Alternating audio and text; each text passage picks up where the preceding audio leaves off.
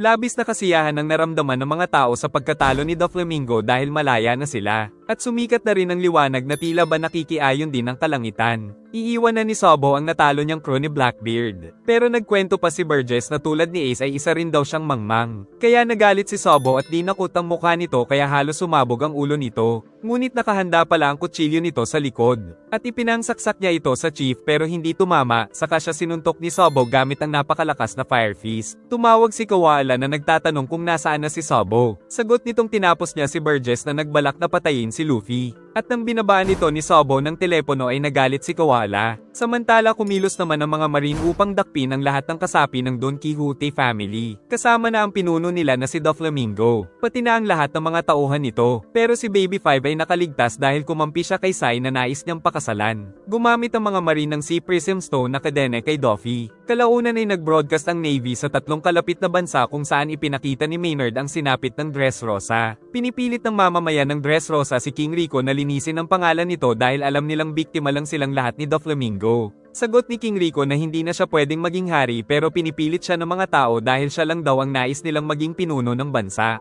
Dumating din ang Rico Army at sinabing napakarami daw tumatawag mula sa kalapit bansa. Dahil sinabi pala ni Ellis Abello na magbabalik si King Rico bilang hari, lumapit din ang Navy Admiral kay King Rico na nakita sa screen. Saka sinabi ni Isho na kasalanan ng Seven Warlord System kung bakit naging isang hari si Doflamingo sa Dressrosa. Kaya humingi ng patawad ang Admiral at ang lahat ng mga tauhan nito sa buong bansa at sa royal family kaya hindi alam ni King Rico ang mararamdaman. Nagtataka din ang mga taong nanunood kung bakit ginagawa ito ng Admiral. At hindi din itinago sa publiko na ang Pirate Alliance ang nakatalo kay Doflamingo. Na-realize ni King Rico ang dahilan kung bakit hindi nakialam sa laban si Fujitora. Giit ni Isho na hindi niya magawang kalabanin si Doflamingo dahil na rin sa Warlord System. Kaya pinaubaya niya ang laban sa mga pirata, mga mandirigma, at mamamayan. Tuwang-tuwa na nagtungo si Usopp sa mga kasama dahil sa pagkapanalo nila. Naiiyak ang Tontate tribe sa kanilang commander dahil sa wakas ay natapos na rin ang labanan. Saka sinabi ni Kiros na kailangan nilang kumilos upang maibalik sa dati ang napakagandang bansa nila. Pinag-utos ni King Rico kay Tank na itago nila ang lahat ng mga pirata at mandirigma na lumaban kay Doflamingo. Nagtatanong si Akainu sa 5 elders kung paano nagawa ni Doflamingo ang false report na kumalas na ito sa pagiging warlord. Sagot naman ng mga elders na ipapaubaya daw nila ang kaso sa Cypher Paul. Ngunit sinabi ni Akainu na ginawa lang silang mga puppet ng Celestial Dragon. Saka nagkasisihan pa sila tungkol sa pag-alis ni Aokiji sa Navy at pagsanib nito kay Blackbeard. Nang dumating sa kanila ang report na natalo ang Doflamingo family ng Law at Luffy Alliance. Kaya nagulat ang mga ito dahil narinig na naman nila ang pangalan ni Luffy.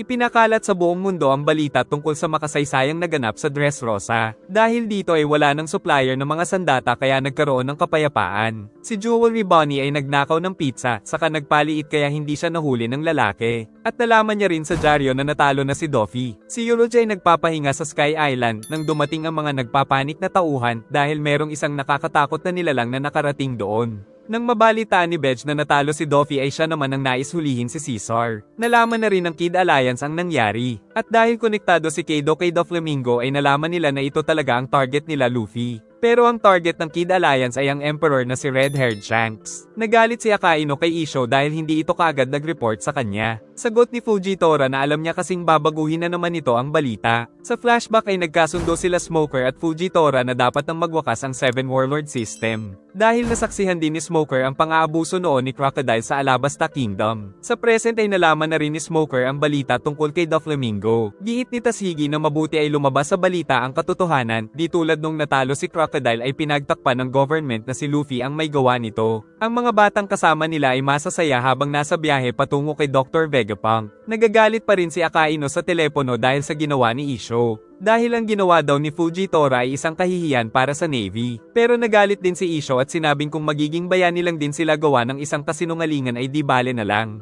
Dahil sa inis ay sinabi ni Akainu na hindi makakabalik si Isho hanggat hindi niya dala ang ulo nila Law at Luffy. Sa bahay ni Kiros nagpahinga ang ating mga bida upang makapagtago. Nang magbukas ang pinto ay kinabahan sila pero ito pala ay si Sabo. Dahil nais daw nitong makita ang kapatid bago siya umalis. Saka sinabing sa pagpunta niya doon ay nakita niya ang CP0 kaya mapanganib na sa kanila ang manatili. Namangha ang crew ni Luffy dahil may isa pa pala itong kapatid. Sagot ni Sabo na akala ng lahat ay matagal na siyang patay noong binaril ng Celestial Dragon ang kanyang bangka. bangka. Ngunit ang totoo ay niligtas siya ni Dragon. At bumalik ito sa barko na dala ang bata. Nagulat si Sobo kay Ivan nang magising ito. Ibabalik sana nila si Sobo pero nagmakaawa ang bata na wag siyang ibabalik sa kanila. Sa present ay nagsimula na ang mga tao sa pag-aayos ng mga napinsala sa labanan. Nagagalit si Barto nang makitang matutulog si Cavendish dahil lumalabas ang alter ego nito na si Hakuba. Dahil dito ay itinali siya ni Barto ng makapal na kadena. Nagpatuloy sa kwento si Sobo kung saan ayaw niyang magsanay kasama ng mga bata kaya pipigilan siya ni Hack pero napakabilis nitong kumilos kaya pinabayaan siya ng fishman. Giit ni Hack na may kakaibang karanasan si Sobo sa labanan ayon sa mga kilos nito. Nagpatuloy sa pag-aaral si Sobo sa Revolutionary Army at si Inazuma ang naging guro. At nagsanay naman siya kasama si Hack ngunit natanggal niya ang sinturon nito kaya napahiya. Sunod ay si Kuma ang kinalaban niya pero napatalsik siya nito. Nang 12 years old si Sobo ay pinagbalat sila ng mga patatas pero kinakain nito ang mga prutas. Habang lumalaki ay mas bumibili sa pakikipaglaban si Sobo pero no match pa rin siya kay Dragon. Nang 17 years old si Sobo ay sama-sama na siya sa mga digmaan, kung saan sumugod siya ng mag-isa at sinuntok ang malaking gate. Saka kinalaban niya ng mag-isa ang buong kampo ng mga kalaban kaya napakawala ng mga kasama ang mga bihag. Ngunit na corner ng mga ito si Sobo. Pero gumamit ito ng armament at winasak ang sahig kaya tumalsik ang mga kalaban sa ere at gumuho ang mga gusali. Isang araw ay nabalitaan ni Sobo ang tungkol kay Ace sa mga kasama pero hindi niya ito masyadong maalala dahil sa trahedya. Isang araw nang naglalakbay sila ay naalala na rin ni Sobo ang kanyang mga kapatid na sila Ace at Luffy. Dahil papabalik na pala sila sa base ay magre-report daw sila kaagad kay Dragon. Pagdating ay nabalitaan niya ang tungkol sa Marineford War kung saan natalo si Whitebeard. Nalaman rin nila na namatay si Ace at si Luffy ay anak ni Dragon. Di makapaniwala si Sobo na wala na si Ace kaya napaiyak na lang ito. At dito na niya naalala ang nakaraan nung uminom sila ng alak bilang tanda ng pagiging magkakapatid. Kaya magkahalong lungkot at inis ang naramdaman ni Sobo. Nagising na si Sobo ngunit nag-alala ng labis sila Kawala at Hack dahil 3 araw na pala siyang natutulog. Saka sinabi ng chief na naalala niya na rin ang kanyang nakaraan. Sa kasalukuyan ay napaiyak sila Kinemon at Frankie sa kwento ng buhay ni Sobo. Ngunit nagalit si Zoro dahil inubusan daw siya ng alak. Giit ni Robin na kailangan nila ng maraming pagkain kapag nagising na si Luffy. Pagkatapos ay nagpa siya ng umalis si Sobo pero nag-iwan ito ng Vivre card sa kanila. Saka pinagkatiwala nito sa mga crew ang kapatid. Kaya naalala ni Zoro na ganito din ang sinabi ni Ace sa kanila. Tumawag sa kanya si Hack pero habang nagsasalita pa ito ay pinatay na ng chief ang telepono. Kaya muntik nang sapakin ni Hack ang tauhan. Dahil sa lumabas sa dice ay hindi daw muna magsasagawa ng raid si Isho sa Straw Hat. Giit ni Maynard na ito lang ang pagkakataon nila para madakip sila Law at Luffy. Ngunit ayaw talagang sumugod ni Isho. Samantala si Sobo ay sakay ng malaking ibon pabalik sa mga kasamang Revolutionary Army. Mapayapang nagpapahinga ang grupo sa bahay ni Kiros. At naiiyak pa rin si Frankie sa kwento ni Sobo. Saka nagpa siya sila na pabayaan munang magpahinga ng bida dahil sa mga pinsalang natamo nito. Tapos naginuman ng magdamag sila Kiros at Zoro. Pagkatapos ay sumulat si Kiros para sa kanyang anak at nagtungo siya sa palasyo. Si Caesar ay dala-dala ni Sanji sa Zou Island. At pumapalag pa ito kaya sinipa niya sa itlog. Dahil nais pala ni Caesar na maghintay na lang sila sa barko pero ayaw ni Sanji kaya ipinangtakot ang puso nito. Giit ni Chopper na kailangan nilang tulungan sila Nami. Pero ayaw tumulong ni Caesar kaya pinagbantaan ito ng reindeer. Tumatakbo sila Nami nang madulas ito kaya nag-slide siya gamit ang katawan ni Brook. Dahil hinahabol pala sila ng mga tao na nakasakay sa malaking buwaya. Tapos bigla pang nagkaroon ng pagsabog ang bulkan pero tubig ang lumabas. Pero matapang daw itong haharapin ni Brook ngunit nang tamaan sila nito ay humingi na lang siya ng tulong saka hinabol pa sila ng mga nakasakay sa buwaya. Nakaligtas ang 3 dahil kay Nami. Ngunit dumating ang lalaki at inatake sila ng espada pero iniligtas sila ni Brook. Muling sumugod ang lalaki at ginawang mga sungay ang mga kamay nito. Pero matapang itong kinalaban ng Soul King gamit ang Soul Parade technique. Saka dumating si Sanji at pinagsisipa ng napakalakas ang kalaban nila kaya nahulog ito. Nagalit ang babae pero natuwa pa si Sanji nang makitang sexy ang kalaban. Dahil dito ay tumakas muna ang babae. Saka ipinakita ng mga tauhan pala ni Kaido ang mga ito. Samantala sa alliance ng Kid Pirates ay biglang may bumagsak mula sa kalangitan na nagdulot ng malakas na pagyanig. Pagtingin nila ay napakalaki ng butas. At nakita ang hugis ng malaking tao. Dahil dito ay napinsala din ang barko nila. Sa flashback ay ipinakitang nais tumalon ng nilalang na nagtungo sa Sky Island. Kaya pinanood na lang nila Euroj ang pagtalon ng lalaki sa 10,000 meters high na lugar dahil nais pala nitong magpakamatay. Sinisilip ng mga pirata ang butas nang magkaroon ng pagyanig. Saka nagpakita ang isang napakalaking nilalang na walang iba kundi si Kaido na isa sa 4 Emperor of the Sea. Kaya naman nakaramdam ng takot lahat ng mga pirata na nandoon. Saka sinabi ni Kaido na nais niyang magsimula ng napakatinding digmaan. Dumating sila Vice Admiral Zoro sa Dressrosa upang magsagawa ng operasyon laban sa Straw Hat. Samantala kasama rin si Sengoku na nag-resign sa pwesto bilang dating Fleet Admiral. Tinanong ni Zoro kung nasaan si Luffy, pero hindi makapagdesisyon si Issho dahil ito daw ang nagligtas sa bansa kaya naglabas siya ng dice. Tinawanan ni Sengoku ang pamamaraan ni Fujitora kaya pinagalitan siya ni Zoro. Giit ni Issho na hindi ordinaryong tao si Luffy dahil 2 araw na itong nililigtas ng dice at pangatlo na ngayon dahil laging 1 ang lumalabas kaya hindi niya pwedeng hulihin si Luffy. At nang magpakita sa kanila si Princess Mancheri ay nakalimutan na ni Zoro ang kanilang misyon dahil ang cute daw ng duwende. Natutuwa ang mga tao sa announcement ni Gayats dahil magbabalik na daw si King Rico sa pamumuno. Inayusan ng mga katulong ang mahal na prinsesa, kaya naging kamukha daw ni Scarlet si Rebecca. Narinig din daw ng mga katulong ang tungkol sa ama ni Rebecca na isang prinsipe mula sa malayong kaharian. Alam ng dalaga na hindi ito totoo pero pinigilan niya ang sarili. Sa bayan ay kumalat na rin ang balita na ang tunay na ama daw ni Rebecca ay namatay sa isang digmaan.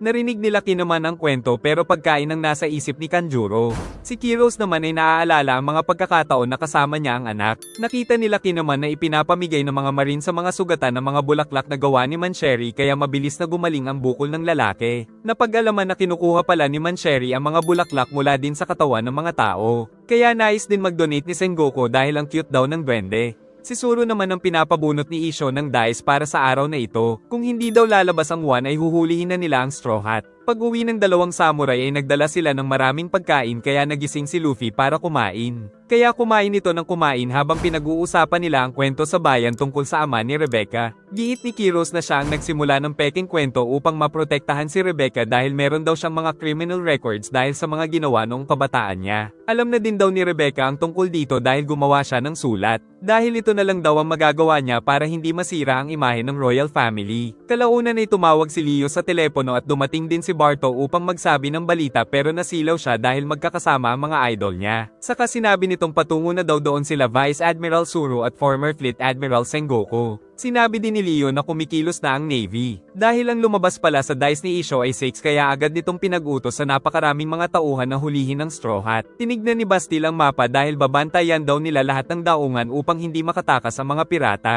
Natatakot na si Usopp at sinabi pa ng 2 samurai ang isang problema dahil wala daw silang barko. Saka napansin pa ni Leo na patungo din ang mga marine sa palasyo. Giit naman ni Barto na may inihanda daw silang isang barko para sa Straw Hat Pirates. Dahil dito ay naghanda na ang mga bida. Nagtataka si Bellamy kung bakit iniligtas pa rin siya ni Lo. Sagot ni Lo na utos daw ito ni Luffy. Umalis na sila sa bahay ngunit dumating na rin ang mga marine kaya nagpaputok ang mga ito ngunit gumamit ng barrier si Barto. Ngunit sa kalagitnaan ng pagtakbo nila ay tumigil si Luffy. Tapos nagtungo siya sa ibaba kaya pinagbabaril pero nagpalobo lang ang ating bida. Sa kanya pinagsusuntok ang mga ito. Pinag-utos ni Rico kay Tank na tawagin sila Violet at Rebecca dahil manunumpa na daw sila sa kanilang pagbabalik sa trono. Gamit ang clairvoyance ay nalaman ni Violet na hinahabol na ng mga marine ang Straw Hat Pirates. Si Issho naman ay nais daw subukan kung kakampihan pa rin ng swerte ang bida. Pinag-utos naman ni Bastille na hulihin din ang mga warrior na nagtatago sa palasyo. Samantala ang mga marine na nakabantay sa port ay isa-isang natatalo.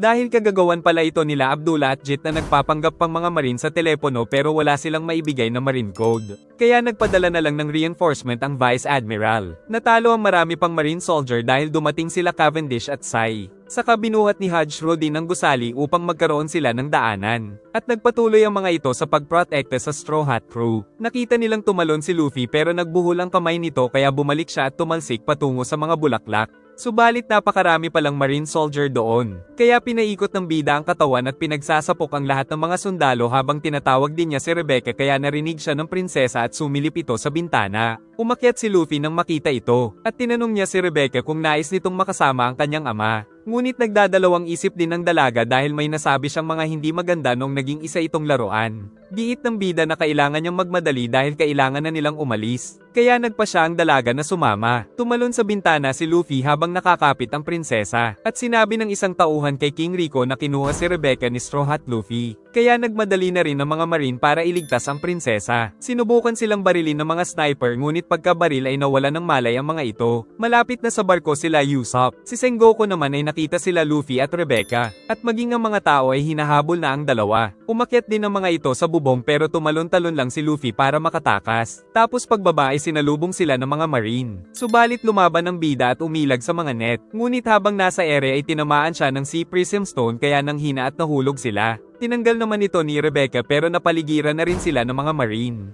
Saka muling sumakay ang dalaga at sinipas sila ng ating bida, saka pinagsusuntok rin ang mga ito. Tapos muntik na silang mahuli ng net, ngunit sa ere ay takot na takot ang prinsesa. At pagbaba ay pumasok sila sa bintana ng isang bahay. At paglabas sa kabila ay may dala na siyang karne. Saka sinabi ni Luffy na magtungo na mag-isa si Rebecca sa barko dahil ililigaw niya muna ang mga marine. Naghahanda na sa paglalakbay si Kiros, ngunit ang kanyang anak ay patungo na sa bahay nila, at sa pagmamadali ay nadapa pa siya, pero muli siyang tumakbo upang maabutan ang ama. Kaya paglabas ni Kiros ng pinto ay siyang pagdating ni Rebecca. Saka sinabi ng dalaga na hindi siya anak ng isang prinsipe, kundi anak siya ng isang magiting na gladiator. At proud daw siya sa ama kaya niyakap niya na ito, at nagkasundo na magkasama silang mabubuhay. Hindi na ikinagulat ng hari nang sabihin ni Violet na ito ang desisyon ni Rebecca dahil ginawa din ito ng kanyang ina. Samantala dumating naman si Fujitora kaya naghanda si Zoro at natakot sila Usopp at Barto. Habang si Bastille ay gumagawa ng strategy kung paano mapipigilan ang pagtakas ng mga pirata.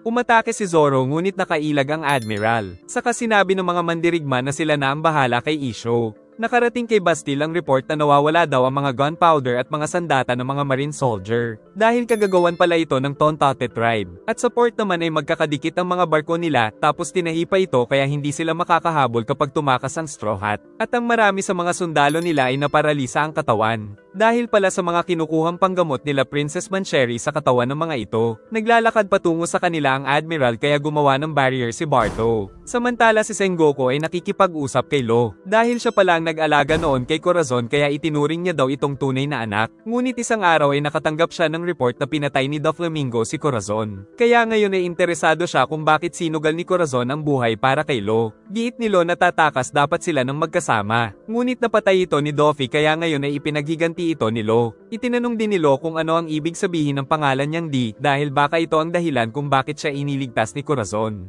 Pero tumalikod lang si Sengoku at sinabing pagmamahal ang dahilan kung bakit siya iniligtas ni Corazon. Nagtatago ang lahat sa likod ng barrier ni Barto. Si Fujitora naman ay pinalutang ang lahat ng mga gumuhong bahay, kaya nagtataka ang lahat sa nangyayari dahil lahat ng mga kalat ay napunta sa itaas dahil sa kakayahan ng Admiral. Natakot ang mga mandirigma nang makita ito. Nabahala din ng mga duwede kaya nag-isip ng paraan si Leo. Natakot si King Rico para sa Straw Hat. Si Rebecca naman ay napatakbo dahil sa nakita. Dahil din dito ay pinag-utos si Bastille na umalis doon ng mga marine kaya nagtakbuhan din ng mga tao. Saka ipinakita ang napakalaking bola na gawa sa napakaraming nasirang bahay. Dahil dito ay sinabi ni Lo na tumakas na sila. Giit ni Cavendish na sila na lang ni Luffy ang hinihintay. Dumating na din doon si Luffy. At nakita niya si Fujitora kaya pinalaki niya ang kamay na may armament at sinuntok ito ng napakalakas. Giit naman ni Barto na kailangan na nilang tumakas. Pero ayaw ni Luffy dahil kung hindi daw niya matatalo ang isang admiral ay hindi siya magiging Pirate King. Gumamit ng Gear Second ang bida at malakas na sinuntok ang Admiral. Sunod ay ginamit naman nito ang kanyang paa, pero nasalag pala ito ni Fujitora. Kaya tumalon at pinagsusuntok ito ng napakaraming beses pero ginagamit ng Admiral ang espada. Saka nagpatuloy siya sa pag-atake pero lahat ay nasa salag ng Admiral. Hanggang sa tamaan siya ng gravity nito, kaya winasak ni Luffy ang lupa para makatakas. Sunod ay sinuntok niya ulit ng malaking kamao si Issho. Ngunit hindi nasaktan ng Admiral kaya napatakbo si Luffy sa kapangyarihan nito. Pero sumugod pa rin siya at umatake kay Fujitora. Sunod ay si Issho naman ang umatake ng napakabilis gamit ang espada. Hanggang sa mapalutang siya nito. Pagkatapos ay pinabigat din nito ang kanyang katawan. Ngunit nakatakas pa rin dito si Luffy. At kaagad na sinuntok ang Admiral. Naiinis si Issho dahil sinasabi ni Luffy ang gagawin niyang atake dahil tila minamaliit daw siya nito dahil siya ay bulag. Sagot ng bida na gusto niya daw kasi itong maging kaibigan. Natawa si Issho sa narinig. Ngunit sinasabi pa rin ni Luffy ang mga gagawin niyang atake. Kaya nasalag na naman ang malaki niyang kamao tapos nilagyan ni Issho ng gravity ang kanyang kamay. At sinabi na hindi dapat siya maawa sa kalaban. Gagamit daw ng gravity blade si Issho kaya tumakbo sila. Pag-atake ng Admiral ay tila nababago nito ang realidad saka nawasak ang napakalaking bato na nasa likod at tumalsik pa ang bida. Ngunit kaagad siyang nakuha ng giant na si Hodge Rudin. At dadalhin daw ito sa barko. Ipinakita ang Yanta Maria Fleet ng Standing Kingdom kung saan si Orlumbus ay isang admiral. kung saan may inihanda silang daanan patungo sa pinakamalaki nilang barko. Napakatibay ng daanan na ito dahil kinaya din si Hodge-Rodin. Samantalang si Fujitora ay pinapunta ang napakaraming lumulutang na bato sa kinaroroonan ng ating mga bida. Kaya kapag pinabagsak niya ang lahat ng mga ito ay siguradong tapos ang Straw Hat kasama na ang lahat ng mandirigma na tumulong sa kanila. Inisip ni Isho na wala nang takas sa kanya ang mga pirata. Naalala din niya noong kalaban niya si Luffy ay sinasabi nito ang mga gagawing atake dahil siya ay isang bulag. Pero sadya daw palang binulag ng Admiral ang sarili dahil ayaw niya nang makita ang kasamaan ng mundo. Pinakalat ni Isho ang bola ng mga bato sa itaas kaya nasakop nito ang lahat ng mga barko nila or lumbes. At nagsimula siyang pabagsakin ng mga ito patungo sa ating mga bida. Pero dumating ang mamamayan ng Dressrosa dahil kinuha daw ni Luffy si Rebecca, at sinabi ng mga ito na hindi nila kailangan ang Navy. Nagtataka naman sila Usopp kung bakit hindi nahuhulog ang mga bato, dahil hindi pala ito tinuloy ng Admiral dahil madadami ang mga tao. Tila masaya pa ang mga tao dahil ang layunin pala nila ay ang mailigtas si Lucy. Narinig ni Isho na may nakakita daw kay Rebecca na kasama ang kanyang ama sa itaas ng bundok, kaya naisip niyang ginagawa lang ito ng mga tao para tulungan si Luffy. Pagkatapos ay masayang nagpaalam ang mga tao sa kanilang hero. Kaya namangha si Fujitora sa ating bida at hiniling na sana ay nakikita niya ang mukha nito. Nakarating na sila sa napakalaking barko ng Yanta Maria Fleet. Giit ni Hodge-Rodin na balak niyang muling bumuo ng Giant Pirates upang maging kasapi ng Straw Hat Fleet. Si Orlumbus kasama ang kanilang 56 na mga barko ay nais din mapasailalim sa Straw Hat. Maging sila Ijo, Blue Gilly, pati sila Abdullah at Jit ay nais maging mga allied pirates. Si Suleiman ay sumali daw sa crew ni Cavendish at nais din nilang maging kaalyansa ng Straw Hat. Giit ng bida na gawin nila kung anong gusto nila, kaya pinaliwanag ni Orlumbus ang kanilang alliance. Una ay ang Beautiful Pirate sa pamumuno ni Cavendish. Pangalawa ay ang Barto Club sa pamumuno ni Bartolomeo. Pangatlo ay ang Haposoy Army sa pamumuno ni Dunsay. Pang-apat ay ang Gym Fighting Alliance sa pamumuno ni Ijo. Panglima ay ang Dwarf Corps sa pamumuno ni Leo. Pang-anim ay ang bubuhin ni Hodge-Rodin na bagong Giant Pirates. At pang-pito ay si Orlumbus na pinakamaraming miyembro na nasa 4,300 members. Giit ni Barto na nasa 5,600 ang lahat ng bagong kasapi ng Straw Hat kaya niyaya niya ang bida na uminom ng sake upang gawing ganap ang kanilang alyansa ng 7 representatives. Ang mga bounty hunter ay nagagalit dahil sa pagkatalo ni Doflamingo na nagsusupply sa kanila ng mga armas kaya tutugisin daw nila ang Straw Hat. Samantala naghanda na ang 7 representatives sa pag-inom ng sake at binigyan na rin nila ang bida. Pero ayaw inumin ng bida dahil ayaw daw niyang maging Grand Captain kaya nagtataka ang mga mandirigma. Sa halip ay pagkain ang nasa isip ng bida kaya nainis ang mga mandirigma sa kanya. Pero sinabi ni Luffy na ang gusto niya lang ay maging Pirate King. Hindi maintindihan ng mga ito ang pag-iisip ng ating bida. Ngunit dagdag pa ni Luffy na magtulungan na lang sila sa oras ng panganib pero hindi daw niya kailangan maging big boss. Kalaunan ay may nagpaputok sa kanila dahil ito ang grupo ng mga bounty hunter na nagalit sa pagkatalo ni Doflamingo. At nakitang napakarami din ng mga ito. Subalit nagsimulang mahulog ang mga bato na pinalutang ni Isho sa barko ng mga bounty hunter kaya nawasak ang mga ito hanggang sa mahulog sa kanila ang napakalaking bato kaya naman tuluyan nang natalo ang lahat ng mga kalaban nila. Giit ni Isho na ito ang regalo niya sa pagtulong ni Luffy sa Dressrosa. Naiiyak si Barto nang malaman na ang nais ng idol niya ay ang kalayaan para sa lahat. Kaya naman pinagpatuloy pa rin ng mga representative ang pag-inom ng alak dahil malaya daw silang gawin ang nais. At ang nais nila ay maging kasapi ng samahan ng Straw Hat Pirates. Saka dumating ang mga pagkain para magkaroon ng kasiyahan dahil sa bagong nabuong samahan. Ang sake na binigay nila kay Luffy ay si Zoro pala ang uminom. At nagsasalita pa si Dunsay ngunit ang bida ay nagtungo na sa pagkain. Nagsimula na sa paglalayag ang buong Straw Hat Fleet ngunit hindi sila tinatamaan ng mga nahuhulog na bato dahil nagpasya si Fujitora na huwag pigilan ang mga ito sa ngayon. Pero narinig pala siya ni Sengoku na nasa likod. Samantala sa barko ay nagkaroon ng kasiyahan ang lahat dahil sa kanilang pagwawagi mula kay Doflamingo. Nagpakabusog ang lahat hanggang sa nais nila. Tinanong ni Robin kung ano ang susunod na goal ni Lo, pero hindi ito sumagot at iniwan lang ang dalaga. Samantala sa palasyo ay nag-iimbestiga na ang Cypher Pole ngunit naunahan daw sila ng Revolutionary Army na kunin ang mga sandata. Sa araw ng selebrasyon ay sumasayaw si Violet para sa mga tao. Saka nagpakita ang mahal na hari dahil siya na uli ang opisyal na namumuno. Ang mga duwende ay nagpakilala na rin sa mga tao, kaya lalong natuwa ang mamamayan. Nagtulong-tulong ang lahat upang maayos ang buong lugar. At sinabi ni Violet na mamayang gabi ay doon daw maghahapunan sila Kiros at Rebecca. Makalipas ang ilang araw ay masaya na ulit ang paligid. At nakabalik na rin sa normal na pamumuhay si Rebecca kasama ng mga kaibigang Tontata. Gumawa din sila ng estatwa nila Lucy, God Usopp, at Kiros. Samantala magkasamang naglakbay sila Isho at Sengoku. Dahil hindi makakabalik si Isho sa headquarters habang hindi niya dala ang ulo ni Lalo at Luffy. Si Doflamingo naman ay hindi pa rin nagbabago ang layunin sa kabila ng sinapit nito. Giit ni Zoro na kailangan niya ng tumigil dahil natalo na siya. Giit ni Doffy na magiging interesante ang hinaharap dahil sa dami ng malalakas na mga karakter ay hindi nila alam kung sino ang mauupo sa sinasabing bakanteng trono ng pinakamataas na posisyon sa buong mundo. At balang araw ay magsisimula ang labanan para makuha ang tronong ito. Samantala sa malayo ay may nagmamasid pala ng mga miyembro ng crew ni Kaido upang iligtas si Joker. Masayang ipinakita ni Barto ang kanilang malaking barko na hango sa unang barko ng Straw Hat. Meron din itong malaking ulo ni Chopper sa likod at meron din sariling mga orange tree. Natuwa naman si Frankie sa ginawa nila. Saka pinakita nila Barto na meron silang Vivre card patungo sa ating bida na idol nila kaya naiiyak ang buong Barto Club. Maging si Bellamy ay kumuha ng Vivre card ni Luffy at ang lahat ng 7 representative upang mahanap nila ang bida. Masaya daw si Luffy dito pero giit nilo na kailangan nilang magtungo sa Zou. Kaya pinag-utos ni Barto na magtungo ang kanilang barko sa Zou Island. Saka nabalitaan ni Zoro na tumaas ang mga bounty nila. Giit ni Barto na kinolekta nila ang bagong wanted poster ng buong crew pero tinapon niya ang kay Law na meron daw 500 million bounty. Pinakita ni Barto ang koleksyon niya ng mga wanted poster ng Straw Hat at maging ang mga autograph ng ating mga bida. Si Luffy ay meron ng 500 million bounty. Si Zoro ay 320 million. Si Robin ay 130 million. Si Frankie ay 94 million. At si Usopp ay meron ng 200 million bounty kaya takot na takot ito. Nagalit si Frankie dahil mas mataas ang bounty ni Usopp. Si Sanji ay meron ng 177 million bounty. Si Nami ay 66 million. Si Chopper ay meron ng 100 bounty. At si Soul King ay 83 million bounty. Ngunit napansin nila na only alive lang ang nakalagay kay Sanji. Kaya naisip ni Usopp na baka may kinalaman ito sa isang babae. Samantala isang lalaki ang kumakain ng bakal at umuusok pa ang katawan nito.